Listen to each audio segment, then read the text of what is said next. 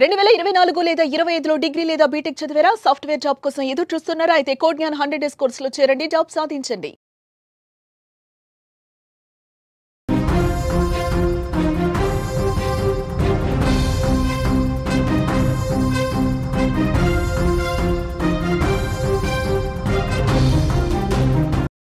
Breaking news చూస్తున్నాం. తుపాకీతో మేము మిమ్మల్ని కాల్ చేస్తాం, మీరు మాత్రం మా ప్రాణాలు కాపాడటానికి నీళ్ళివ్వండి.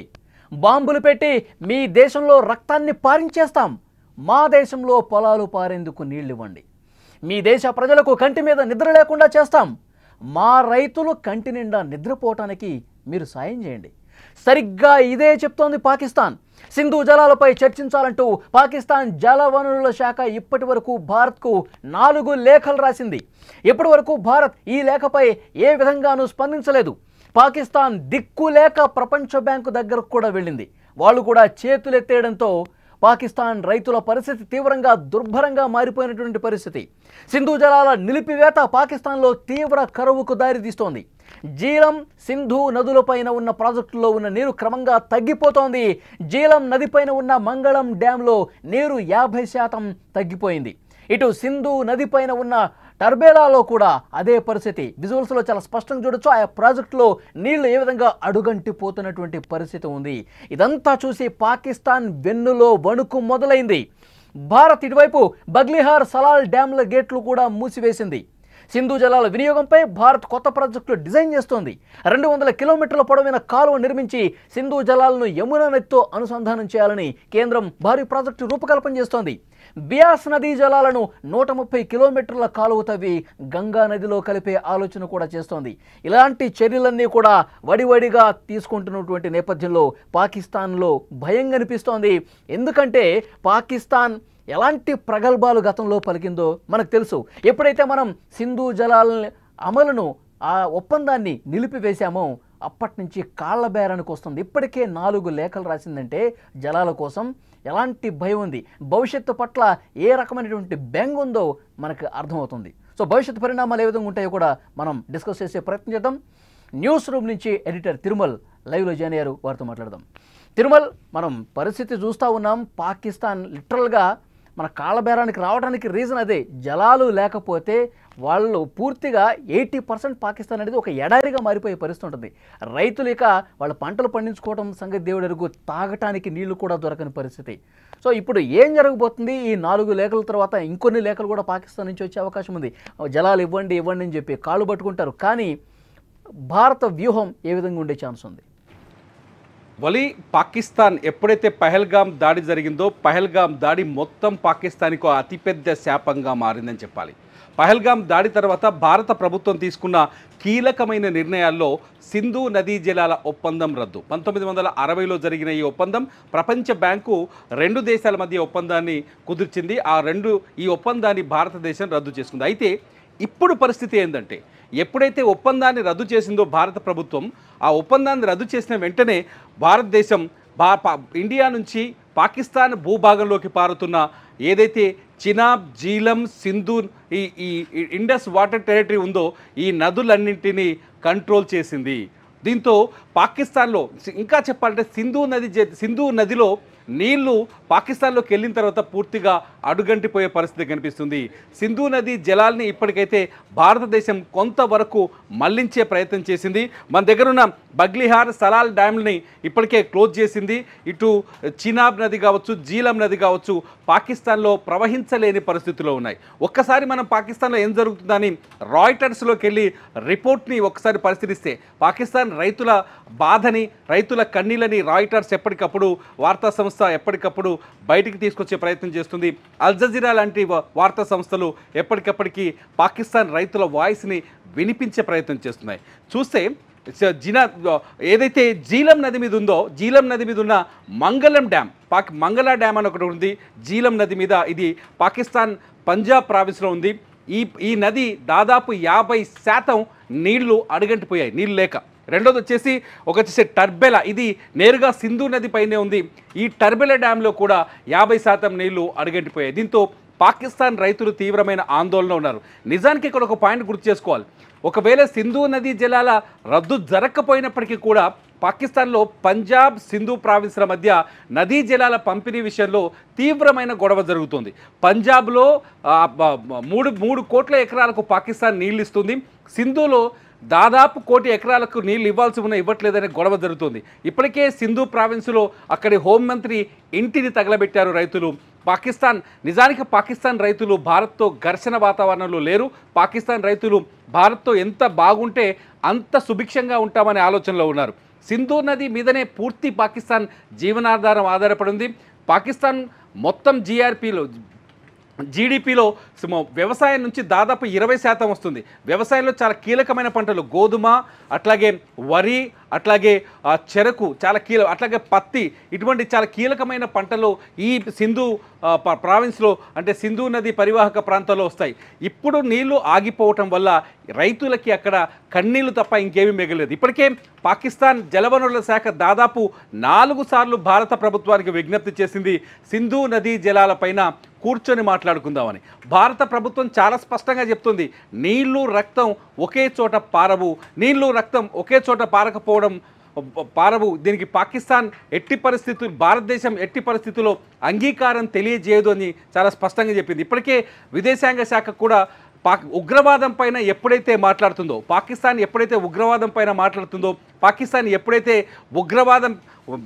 భారతదేశం చెప్పిన ఉగ్రవాదుల్ని పట్టిస్తుందో అప్పుడు చర్చలకు సిద్ధమని చెప్తుంది. అంతేకాదు పీఓకే పైన కూడా చర్చ జరగని చెప్తుంది. ఇది రెగ్యులర్గా జరుగుతున్న విషయమే. కాకపోతే చాలా స్పష్టంగా పాకిస్తాన్ సింధు నది జలాల కోసం ప్రపంచ దేశాల కాళ్ళు పట్టుకుంటుంది.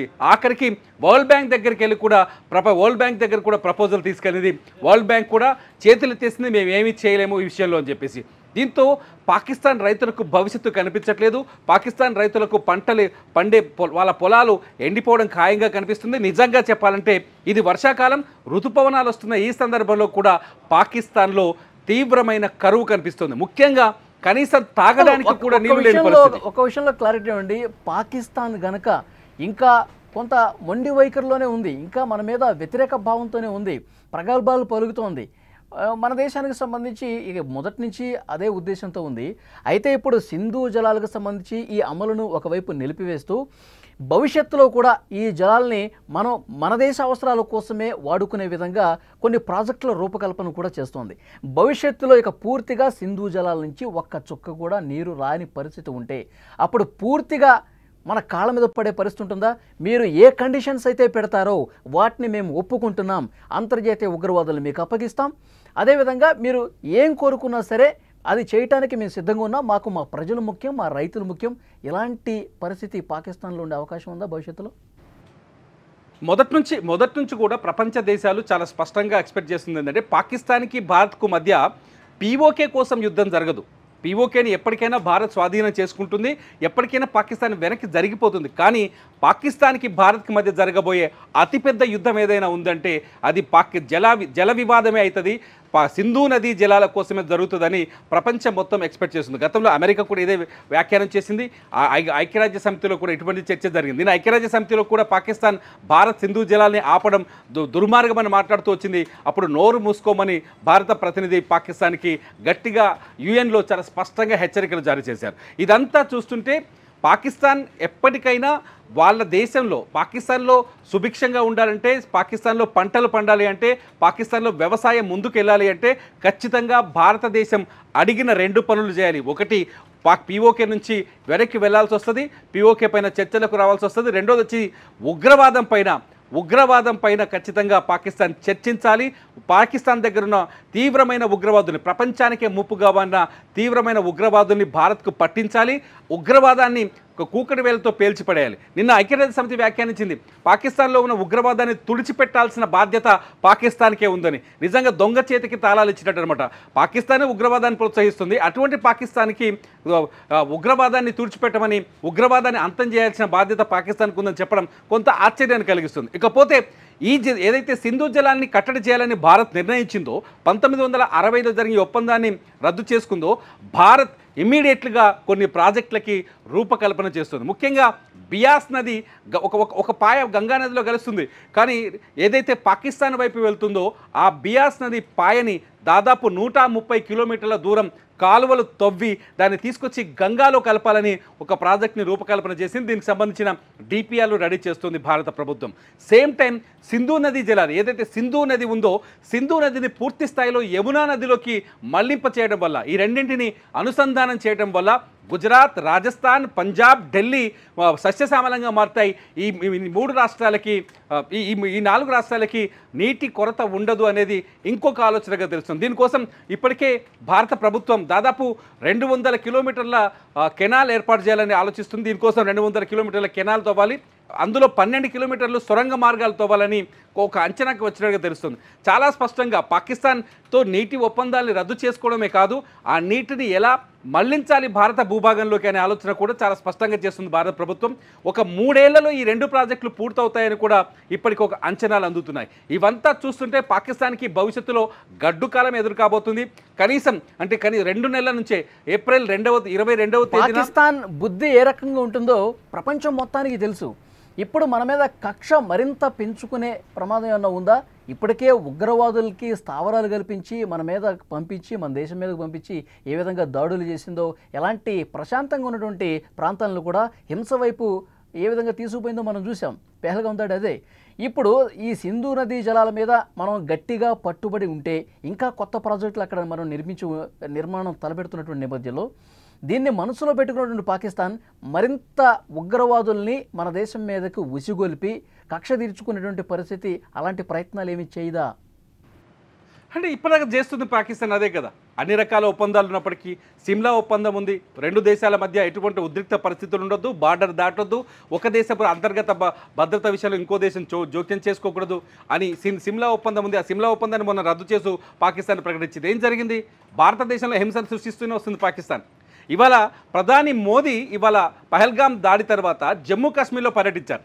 జమ్మూ కాశ్మీర్లో పర్యటనలో చినాబ్ నది పైన నిర్మించిన అత్యంత ఎత్తైన వంతెన, ప్రపంచంలోనే అత్యంత ఎత్తైన రైలు వంతెనను ప్రారంభించారు. అట్ ది సేమ్ టైం పాకిస్తాన్లో 2 వందే భారత్ ట్రైన్లను కూడా ప్రారంభించారు.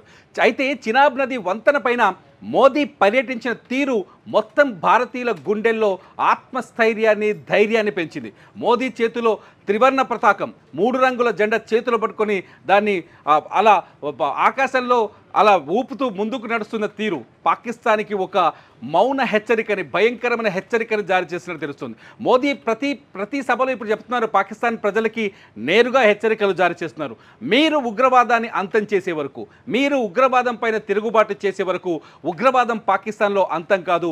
అప్పటి వరకు పాకిస్తాన్కి సింధు నదీ జలాలు రావు, పాకిస్తాన్ ప్రజలకు ఆహారపు కష్టాలు తప్పవు. ఇప్పటికే పాకిస్తాన్ తీవ్రమైన ఆర్థిక సంక్షోభంలో ఉంది. పాకిస్తాన్లో అధిక ధరలు ఆ దేశ ప్రజల్ని సర్వనాశనం చేస్తున్నాయి. ఇప్పటికే పాకిస్తాన్ ఆ వంక చెప్పి ప్రజలు తీవ్రమైన ఆర్థిక ఇబ్బందులు ఉన్నారని వంక చెప్పేసి ప్రపంచ బ్యాంకు నుంచి దాదాపు $6 బిలియన్ అప్పు తీసుకొచ్చుకునే ప్రయత్నం చేసింది. ఇటు IMF నుంచి $2 బిలియన్ తెచ్చుకుంటోంది. ఇంకా వేరే అమెరికా వంటి దేశాలను కూడా అప్పటికే పరిస్థితిలో ఉంది పాకిస్తాన్. ఈ అప్పంతా తీసుకెళ్లి పాకిస్తాన్ ఈ డబ్బునంతా కేవలం ఉగ్రవాదం మీదే ఇన్వెస్ట్ చేస్తుంది. ఈ విషయం ప్రపంచానికి తెలుసు. ప్రపంచవ్యాప్తంగా ఉగ్రవాదానికి ఆ స్థావరం ఇస్తున్న పాకిస్తాన్ పైన ప్రపంచ దేశాలు కూడా ఇలా ఉండడం కొంత చర్చ జరుగుతుంది. ఇప్పటికే భారతదేశం దౌత్య బృందాలు 7 దౌత్య బృందాలని 33 దేశాలకు పంపించింది. ఎంపీల కూటములు వెళ్ళి పాకిస్తాన్ ఉగ్రవాదాన్ని ఎలా తయారు చేస్తుంది, భారతదేశం పైన ఏ విధంగా దాడి చేస్తుంది, ఈ అంశాలన్నింటినీ ఇప్పటికే ప్రపంచ దేశాలకు అర్థమయ్యేలా ఇప్పటివరకు 33 దేశాల్లో మన దౌత్య బృందాలు పర్యటించాయి. అర్థమయ్యేలా చెప్తుంది. నిన్న మలేషియా ఒక ముస్లిం కంట్రీ చాలా స్పష్టంగా పాకిస్తాన్కి డెడ్లీ వార్నింగ్ ఇచ్చింది. మన శశి థరూర్, కాంగ్రెస్ ఎంపీ శశి థరూర్ నాయకత్వంలో బృందం మలేషియాలో మాట్లాడుతున్నప్పుడు, మేము ముస్లిం కంట్రీ, ఇస్లాం కంట్రీ అయినప్పటికీ మేము పాకిస్తాన్ తీరును వ్యతిరేకిస్తున్నాం, పాకిస్తాన్ ఉగ్రవాదాన్ని పెంచి పోషిస్తున్న తీరుని పూర్తి స్థాయిలో ఖండిస్తున్నామని ప్రకటించింది. మొత్తానికి దౌత్య సంబంధాల్లో కూడా భారత్ చేస్తున్న వ్యూహాత్మకమైన దాడులు పాకిస్తాన్కి కంటి మీద నిద్ర లేకుండా చేస్తున్నాయి. అజర్బైజాన్లో పాకిస్తాన్ ప్రధానమంత్రి షెహబాజ్ షరీఫ్ చాలా స్పష్టంగా చెప్పారు, మాకు నిద్ర లేదు, పాకిస్తాన్ బ్రహ్మోస్తో చేసిన దాడులతో సర్వనాశనం అయిపోయాం, మా వైమానిక స్థావరాలన్నీ సర్వనాశనం అయ్యాయి. ఇవి మనకు ప్రపంచానికి కొత్తగా కావచ్చు, కానీ పాకిస్తాన్ ప్రజల్లో ఎంత గుండె ధైర్యాన్ని తగ్గిస్తాయో, ఎంత బాధని భయాన్ని పెంచుతాయో ఒకసారి అర్థం చేసుకోవాలి. సో పాకిస్తాన్కి గడ్డు పరిస్థితి ఉంది. ప్రజల బాధల్ని అక్కడ పాలకులు కావచ్చు ఉన్నవాళ్ళు ఎవరు అర్థం చేసుకోవట్లేదు. అక్కడ రైతులు పడుతున్నటువంటి బెంగ కావచ్చు, ఆ క్షోభ కావచ్చు, వాళ్ళ మానసిక స్థితుల్ని పాలకులు అర్థం చేసుకునే పరిస్థితి లేదు. ఇంకా ఇప్పుడు మనం సింధు జలాలను ఆపుతున్నామంటే చైనాతో మాట్లాడించి చైనా ద్వారా మనల్ని బెదిరించే ప్రయత్నాలు కూడా జరుగుతున్నాయి. చైనా ఒకవేళ బ్రహ్మపుత్ర నదీ జలాలు ఆపితే ఏంటి భారత పరిస్థితి? ఇలాంటి డైలాగులు కూడా మనం వింటా ఉన్నాం కదా. ఇక్కడ ఒక విషయాన్ని గుర్తు చేసుకోవాలి. ఇవ్వాలి, చైనా బ్రహ్మపుత్ర నదిని ఆపే పరిస్థితుల్లో లేదు. బ్రహ్మపుత్ర నది చైనాలో నీరు పారేది కేవలం 30% జలాలు మాత్రమే, కేవలం 30% మాత్రమే. ఎర్లాంగ్ అంటారు చైనాలో ఉన్న నదిని, బ్రహ్మపుత్ర నదిని చైనాలో ఎర్లాంగ్ అని పిలుస్తారు. ఎర్లాంగ్లో కేవలం 30% మాత్రమే ఉంటుంది. మిగతా బ్రహ్మపుత్ర నది పూర్తి స్థాయిలో 60 నుంచి 70% భారతదేశంలో ప్రవహిస్తుంది. ఎర్లాంగ్లో ఉన్నప్పుడు ఒక్కసారి అక్కడ ఎర్లాంగ్ చైనా సరిహద్దు దాటి బ్రహ్మపుత్ర నది భారతదేశంలోకి వచ్చేటప్పుడు అక్కడ ఒక క్యూబిక్ మీటర్ ఒక సెకండ్కు 2000 నుంచి 3000 క్యూబిక్ మిల్లీ లీటర్ల వాటర్ అక్కడ వస్తుంది. కానీ చైనా బ్రహ్మపుత్ర నది భారతదేశంలోకి వచ్చే నుంచి అది 15,000 నుంచి 20,000 క్యూబిక్ మిల్లీ లీటర్లకు మారిపోతుంది. అంటే భారతదేశంలో ఉన్న ఉపనదులు అనేకం, దాదాపు 9 నుంచి 12 ఉపనదులు, చిన్నవి పెద్దవి కలిపితే 12 వరకు ఉపనదులు బ్రహ్మపుత్ర నదిలో కలుస్తాయి. చైనా ఒకవేళ వరదల్లో మయన్మార్ ఏరియాలో చైనా ఒకవేళ బ్రహ్మపుత్ర నదిని అడ్డుకున్నా అది భారతదేశానికి మేలే జరుగుతుందని నేను అస్సాం ముఖ్యమంత్రి చాలా స్పష్టంగా చెప్పారు. హిమంత్ బిశ్వ శర్మ చాలా స్పష్టంగా చెప్పారు, ఒకవేళ అడ్డుకున్నా భారతదేశంలో వరద ఉధృతి తగ్గుతుంది తప్ప భారత భూభాగంలో ఉన్న పంటలకు కానీ రైతులకు కానీ ఎటువంటి ఇబ్బంది కలగదని చెప్తుంది. కొంత ప్రచారం చేసింది పాకిస్తాన్, చైనాను అడ్డం పెట్టుకొని మేము బ్రహ్మపుత్ర నదిని జలాల్ని భారత్లోకి రాకుండా అడ్డుకుంటాం, మాకు సింధు నది జలాన్ని విడుదల చేస్తేనే బ్రహ్మపుత్ర నదీ జలాలు భారత్లోకి వస్తాయని చెప్పేసి కొంత ప్రచారం చేసింది. ఈ ప్రచారానికి హిమంత్ బిశ్వ శర్మ పెట్టిన ప్రెస్ మీట్ కానీ ఆయన ఇచ్చిన సమాధానం చాలా స్పష్టతనిచ్చింది. వలి, థ్యాంక్ యూ తిరుమల్. అది పాకిస్తాన్ వెన్నులో స్టార్ట్ అయిపోయింది. ఎందుకంటే సింధు నదీ జలాల ఆ ఒప్పందాన్ని మనం ఒకవైపు నిలిపివేశాం, మరోవైపు పాకిస్తాన్కి ఒక చుక్క కూడా సింధు నదీ జలం వెళ్లకుండా ఉండటానికి భారీ ప్రాజెక్టులు నిర్మాణం తలపెట్టినటువంటి నేపథ్యంలో పాకిస్తాన్ భయంతో వణికిపోతుంది. మా రైతుల పరిస్థితి ఏంటి, మా ప్రజల పరిస్థితి ఏంటి, తాగడానికి కూడా నీళ్లు ఉండని పరిస్థితి భవిష్యత్తులో ఉండబోతుందని ఆ భయంతోనే ఇప్పటికీ 4 లేఖలు భారత ప్రభుత్వానికి పాకిస్తాన్ రాసిందంటే మనం ఎంతటి భయం వాళ్ళకి కల్పించామో దీన్ని బట్టి మనం అర్థం చేసుకోవాలి. ఒకటి, ఎప్పుడైతే ఈ నిర్ణయం తీసుకుందో భారత ప్రభుత్వం అప్పుడు ఒక లేఖ రాసింది. ఆపరేషన్ సింధూర్ చేపట్టామో ఆ తర్వాత మరొక 3 లేఖలు రాసింది. కానీ ఏ ఒక్క లేఖకు కూడా భారత ప్రభుత్వం స్పందించలేదు. చాలా స్పష్టంగా చెప్తుంది, పాకిస్తాన్తో చర్చలు అంటే కేవలం 2 విషయాల్లో. ఒకటి, పాకిస్తాన్ ఆక్రమించుకున్న కాశ్మీర్, ఇక రెండోది ఈ ఉగ్రవాదులు ఎవరైతే ఉన్నారో, ఉగ్రవాద స్థావరాలు ఏవైతే ఉన్నాయో, అంతర్జాతీయ ఉగ్రవాదులు మాకు అప్పగించే విషయం, ఉగ్రవాదులు పాకిస్తాన్ ఆక్రమించుకున్న కాశ్మీర్, ఈ రెండింటి కోసం అయితే మీరు చర్చలకు రండి, మరొకటైతే చర్చించే ప్రసక్తే లేదని చెప్పి చాలా స్పష్టంగా చెప్తుంది. అలాగే భారతదేశంలో ఉన్నటువంటి అఖిలపక్ష ఎంపీలందరూ కూడా ఆయా దేశాల్లో పాకిస్తాన్ వక్ర బుద్ధిని ప్రపంచం ముందు పెడుతోంది. సో చూద్దాం పాకిస్తాన్ ఇంకా ఎలాంటి చర్యలు తీసుకుంటుంది, ఇంకా ఎలాంటి లేఖలు రాస్తుంది, అందులో ఏం ప్రస్తావిస్తుంది, ఇంకా మిత్ర దేశాలతో ఒత్తిడి తీసుకొచ్చే కార్యక్రమం ఆల్రెడీ ప్రారంభించింది. భవిష్యత్ పరిణామాల మీద మళ్ళీ మనం మాట్లాడదాం.